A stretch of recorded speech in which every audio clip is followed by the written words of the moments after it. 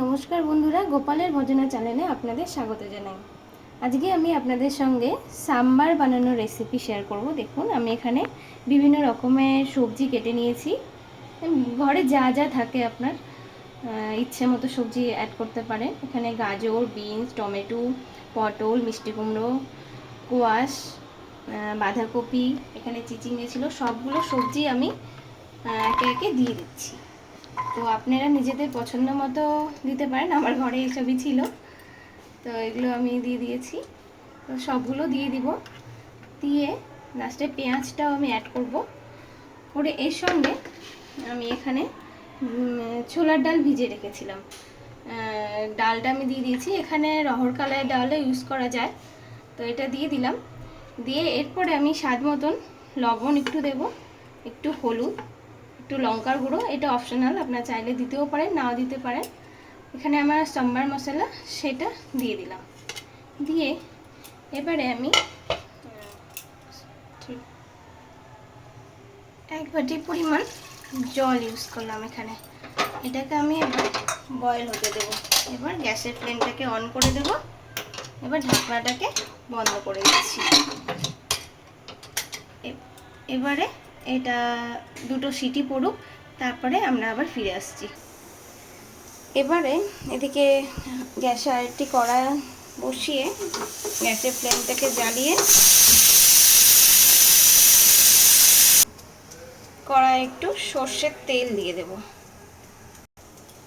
এরপর তেলটা গরম হয়ে গেলে এখানে দুটো শুকনো লঙ্কা, কয়েকটি কারি পাতা, কিছুটা পরিমাণ সর্ষে,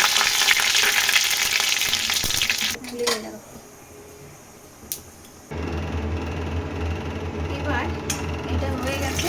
এখানে যে সেদ্ধ করা সবজি আর ডালটা রেখেছিলাম, সেটাকে এবার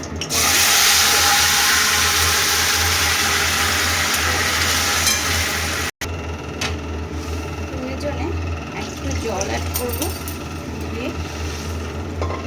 এবার আমরা দেখে নেব এখানকার নুনটা স্বাদ মতো হচ্ছে কিনা, আর সামান্য একটু চিনি অ্যাড করবো। এবার এটা একটু ফুটতে দেব, একটু ঢাকা দিয়ে রেখে দেবো।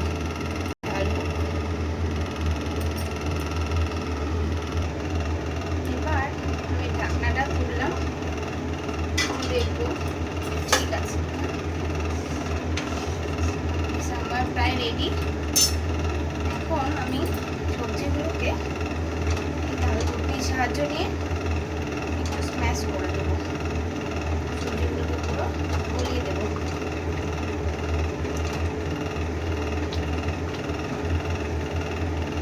তাহলে পরে কী হবে, থিকনেসটা ঠিকঠাক হবে।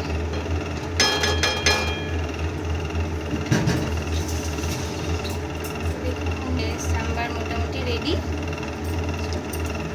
এবার আমি গ্যাসের ফ্লেমটাকে বন্ধ করে দিলাম, দিয়ে এটাকে একটু পাত্রে ঢেলে নিলাম।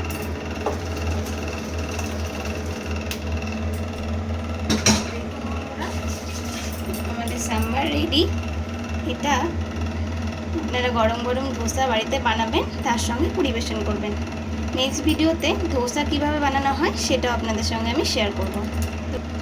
তো বাই বাই বন্ধুরা, আজকের মতো এই পর্যন্তই। ভিডিওটি দেখবেন, লাইক, কমেন্ট, শেয়ার অবশ্যই করবেন এবং আমার চ্যানেলটিকে সাবস্ক্রাইব করে দেবেন।